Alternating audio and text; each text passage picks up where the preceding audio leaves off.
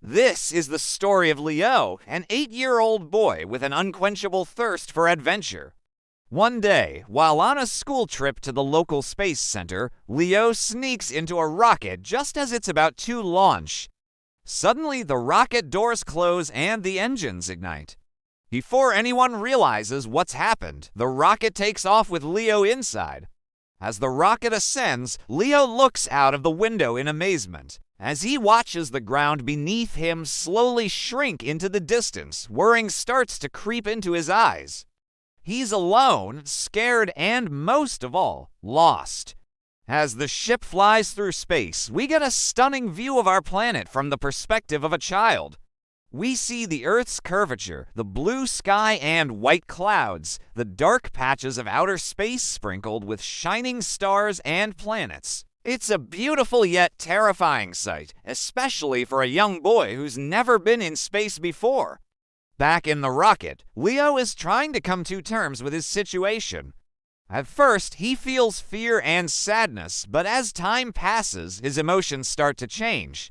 Instead of crying out for help, he starts asking questions. He wants to understand what's happening to him and how he can get back home. As if by magic, a friendly AI robot appears.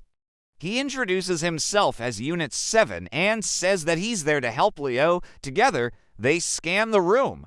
To their horror, they discover that the ship has no life support system and very little oxygen left.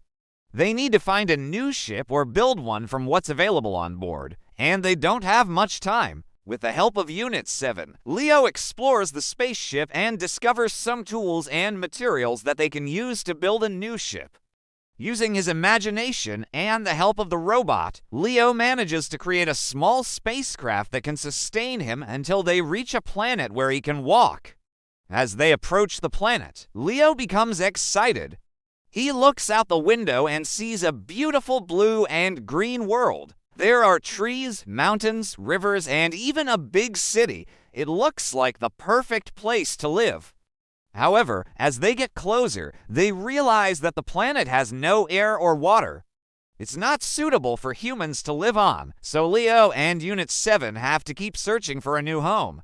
As days turn into weeks, Leo starts to lose hope. He misses his mom and his old life. Just when he thinks things can't get any worse, Unit 7 tells him that their oxygen supply is running out. They only have a few hours left to find a new ship or they won't survive. Hearing this news, Leo becomes determined to find a solution. He knows that he can't give up now. With renewed energy, he and Unit 7 search the ship and find some parts that they can use to build a new oxygen generator. Using their ingenuity and the limited resources available to them, they manage to create a new oxygen generator. This gives them a false sense of security and makes them complacent. As they continue their journey, they run out of food and water, forcing them to ration what they have left. With each passing day, Leo becomes weaker and weaker. He starts hallucinating and seeing things that aren't there. Just when he thinks he can't take it anymore, Unit 7 tells him that they're almost there. They've found a planet that has everything they need to survive. As they approach the planet, Leo feels a sense of relief. He looks out the window and sees a beautiful world full of life.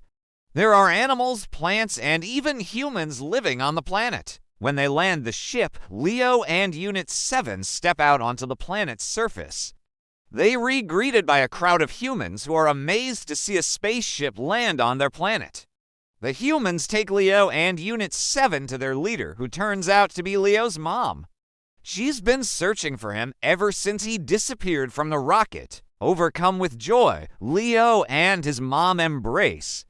He tells her everything that's happened to him and she listens patiently. She's proud of how far he's come and how much he's grown.